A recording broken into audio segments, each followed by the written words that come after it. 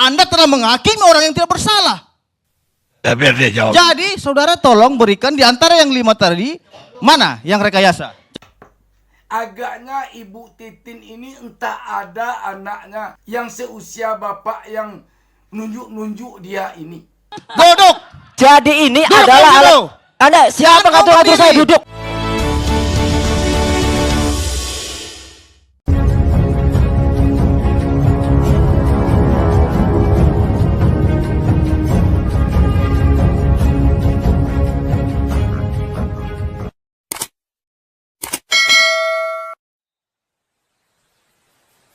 Jangan lupa subscribe. Jangan lupa subscribe. Polisi melakukan penyelidikan dan penyidikan berdasarkan alat bukti. Bukti permulaan yang sah dan cukup. Saudara mengatakan tadi semua rekayasa. Anda bahaya seperti seorang penegak hukum. Kalau memang penyidik salah, kita sepakat hukum itu penyidik. Tapi kalau memang penyidik itu benar, Anda telah menghakimi orang yang tidak bersalah.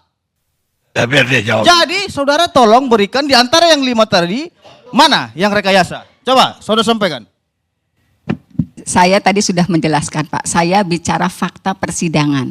Di fakta persidangan, saya tidak pernah keluar dari fakta persidangan. Informasi ditangkapnya 7 orang itu hanya berdasarkan kesaksian Aep. Tidak, saudara mengatakan semuanya rekayasa. Saya catat di sini dan saudara sudah diterbitkan lagi di media lokal. Saudara bilang, yang rekayasa yang mana? Jangan Anda berbicara beralibi-alibi. Tidak, kita berbicara hukum di sini. Ibu seorang pengacara, berbicaralah sesuai dengan data dan fakta. Bukan berbicara alibi ataupun pendapat-pendapat saudara. Assalamualaikum warahmatullahi wabarakatuh. Jumpa lagi dengan saya Bustami Narda, sahabat BN. Memang sulit sekali mencari keadilan di negeri kita ini. Ibu Titin pengacara Peggy Setiawan ini suatu contoh betapa sulitnya perjuangannya untuk mendapatkan keadilan. Dia tidak dibayar. Demikian juga pengacara Peggy Setiawan yang lain agaknya sulit mendapatkan bayaran. Bayangkan, Peggy ini sehari-hari kerja jadi kuli. Orang tua perempuan Peggy ini asisten rumah tangga. Itu nama bekennya. Kalau nama sesungguhnya pembantu rumah tangga, nama yang sesungguhnya lagi babu.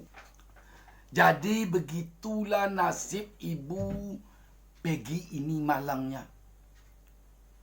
Malang sekali nasib Ibu Peggy ini. Bagaimana dia akan membayar pengacara?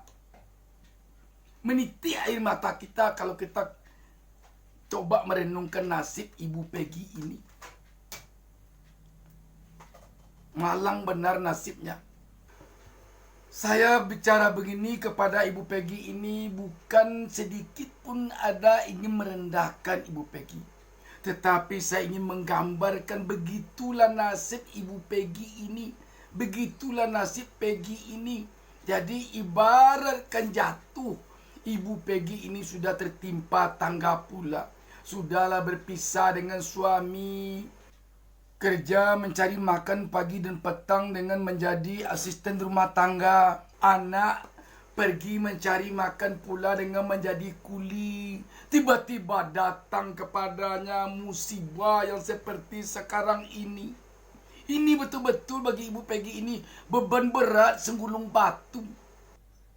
Untung saja induk semang dari ibunya ini merasa belas kasihan kepada Peggy, sehingga induk semangnya yang seorang pengacara ini tampak oleh kita turun tangan habis-habisan untuk membela Peggy Setiawan ini.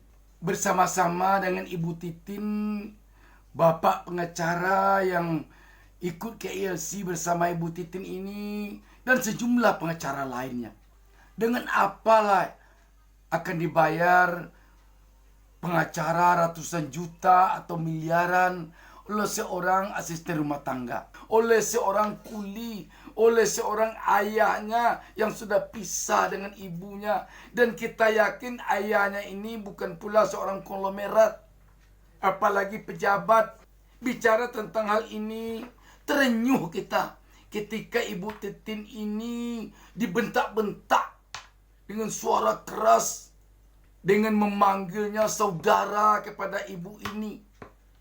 Bapak yang berbaju biru ini, yang anak muda ini.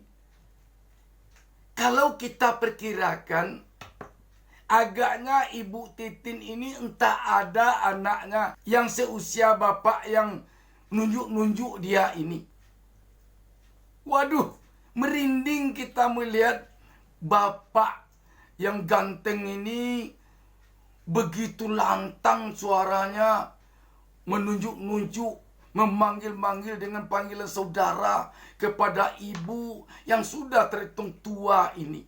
Anda tahu nggak, keterangan-keterangan saudara yang menimbulkan kesesatan hukum bisa berdampak kepada institusi kepolisian Republik Indonesia. Kita sepakat, institusi harus dijaga, nama baik Polri harus dijaga. Tapi jangan sekali-sekali coba ya merusak nama baik institusi seolah-olah penegakan hukum ini tidak benar. Saudara mengerti nggak proses hukum yang sedang berjalan? Bukan hanya kepolisian saja yang melakukan pemeriksaan terkait dengan perkara ini. Pihak kepolisian, kejaksaan, pengadilan. Paham? Kasih kesempatan. Jadi tolong buktikan mana yang rekayasa. Kesempatan beliau menjawab. Ya. Gak usah dimarahin. Bayangkan, Pak Karim Ilyas seorang wartawan senior sampai bicara begini. Jangan dimarahin. Kata Pak Karim Ilyas, sungguh kita geleng-geleng kepala melihat gaya dari bapak baju biru yang anak muda ini. Enggak, Pak. Bukan dimarahi Bung Karni, artinya kita sepakat. Kalau memang ada yang salah, kita nyatakan salah. Itu yang kita angkat. Maka saya bilang, hukum adalah sebagai panglima. Siapapun yang salah tetap salah. Akan tetapi saya menginginkan keadilan, Panglima. Keadilan. Waduh, sampai bicara Bapak mantan Kabareskrim Mabes Polri, Jenderal Polisi Purnawirawan Susno Duaji. Dia mengatakan, bukan hukum yang panglima, tetapi keadilan yang panglima katanya. Iya, artinya begini, Pak Hukum Susno. itu buatan kita. Enggak, kita sepakat tadi kan, kita udah sepakat bahwasannya kita mengedepankan kebenaran. Akan tetapi Bu Titin mengatakan semua rekayasa. Berarti nggak benar dong pihak kepolisian, nggak benar dong jaksa yang melakukan penuntutan, nggak benar dong hakim yang melakukan putusan pengadilan. Lantas yang saudara percaya siapa? Ya biar dia jawab apa. Gitu loh. Iya, Pak. Yang mana yang rekayasa? Coba. Pak, biar Bapak sentak-sentak juga saya nggak bakal nangis. Tidak Pak. menyentak-nyentak. Nggak bakal nangis, Tahe, Pak. mana yang menyentak-nyentak? Saudara sampaikan aja simpel saja. Ini rekayasa gitu. Biar nanti kita uji. Iya. Ya, mana yang rekayasa? Ya, yang rekayasa itu Pak, yang rekayasa itu dari awal masalah BAP terjadi penusukan. Sementara di pembuktian tidak pernah ada luka tusuk. Siapa yang merekayasa? Yang merekayasa siapa?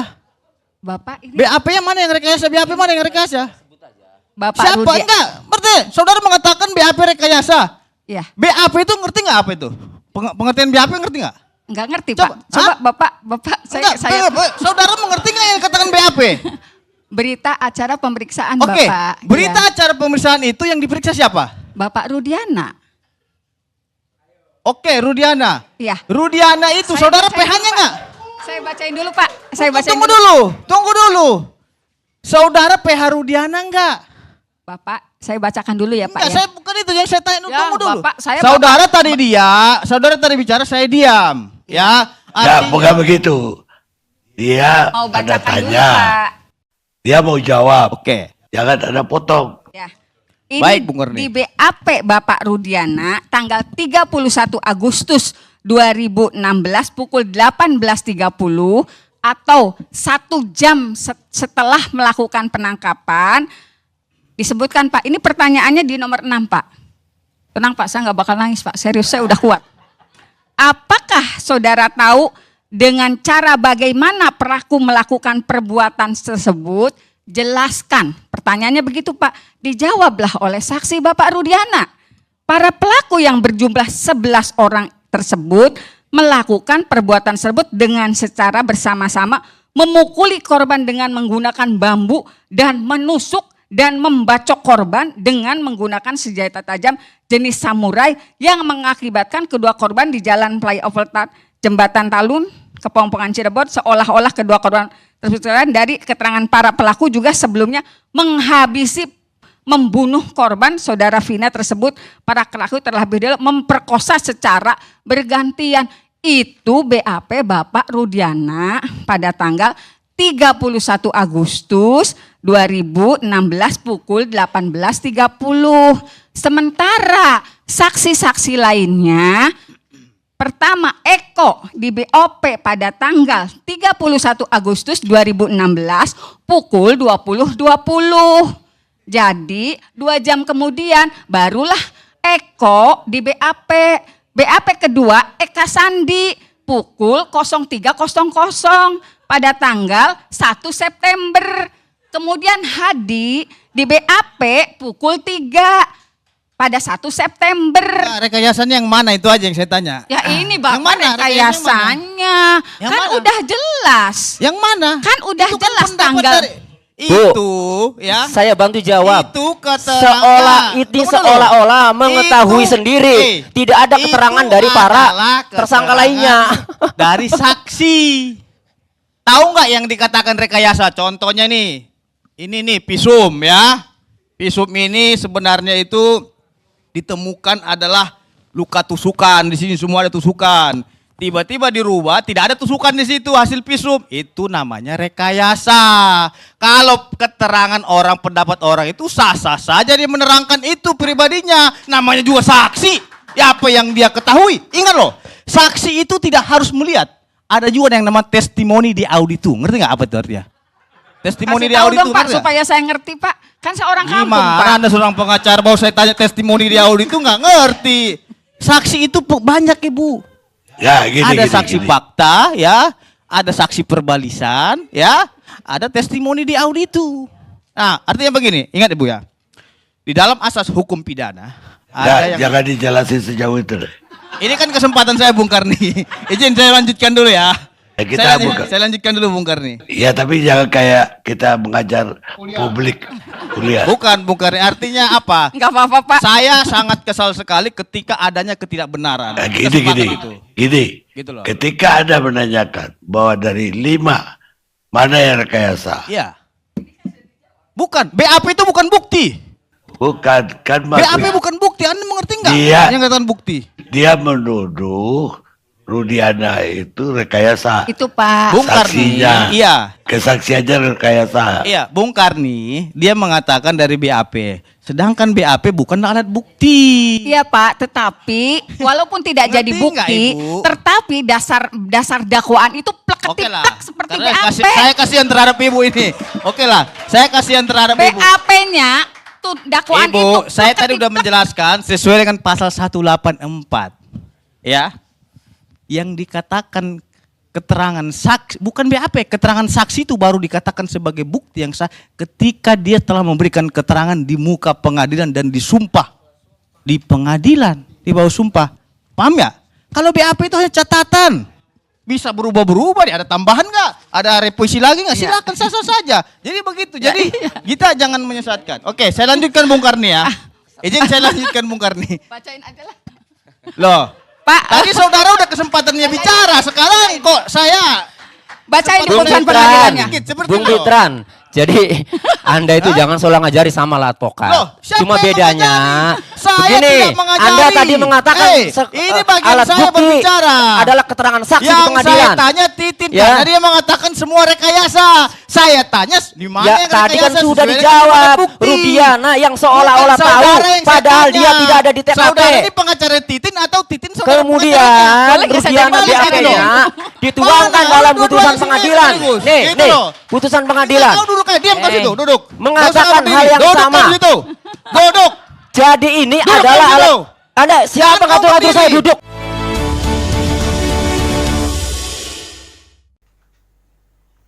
Yang salut kita lagi, di samping kita merasa miris, ibu ini tidak terpancing emosi.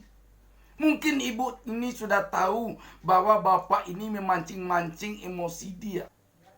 Atau mungkin juga ibu ini teringat dengan wajah anaknya. Serasa mungkin dia anaknya ini. Mungkin dia membayangkan bagaimana kalau anaknya membentak-bentak dia seperti ini. Ketika ibu ini membuka dokumen BAP dan dibacakannya, sepertinya bapak ini mati kutu atau mati langka. Sebab ibu ini bicara dengan fakta. Untung saja ibu ini dibantu berbicara oleh bapak pengacara Peggy yang satu lagi. Di sini baru agak berlawanan. Ketika bapak pengacara yang satu ini berdiri, disuruh duduk oleh bapak yang bentak-bentak ini, dia tanyakan, kamu siapa? Suruh saya duduk. Jadi ini tampaknya semacam tes mental seperti itu. Bapak ini terkesan sangat berpihak kepada institusi Polri. Dan ibu ini sekarang bersama kuasa hukum yang lainnya sedang mengajukan pra-peradilan. Sahabat BN, negeri ini sangat membutuhkan rasa keadilan bagi rakyatnya. Sebab itu ada dalam dasar negara kita. Terutama dapat kita lihat pada sila kelima Pancasila yang kita miliki, yang menjadi kebanggaan kita, yakni keadilan sosial bagi seluruh rakyat Indonesia. Bukan keadilan sosial bagi yang kuat, bukan keadilan sosial bagi penguasa, bukan keadilan sosial bagi penegak hukum, bukan keadilan sosial bagi yang banyak uang, bukan, tetapi keadilan sosial bagi seluruh rakyat Indonesia. Dan kita salut kepada Bapak mantan Kabareskrim Jenderal Susno Dwaji. Bapak ini benar-benar hatinya bersih, tidak sombong, tidak tinggi hati. Dan kita salut melihat beliau itu. Beliau betul-betul berilmu. Waduh, harusnya kita yang muda-muda ini, kaum Gen Z, kaum milenial, yang usia masih 50 ke bawah, meniru meneladani sikap dan sifat Bapak Susno Dwaji ini. Orang berilmu, seorang jenderal polisi, mantan pejabat tinggi di Polri, mantan Kabareskrim. Hatinya betul-betul indah, rendah hati. Pengalaman apa yang tidak ada pada Bapak Susno Dwaji? Tetapi di dalam kesempatan berbicara pada acara ILC ini, pembicaraannya betul-betul menyentuh. Tidak ada rona kesombongan sepanjang dia bicara. Tidak ada dia sok-sok hebat, sok-sok mengerti semua. Tidak ada dia. Teladanilah sifat Pak Susno Dwaji ini. Demikian. Wassalamualaikum warahmatullahi wabarakatuh.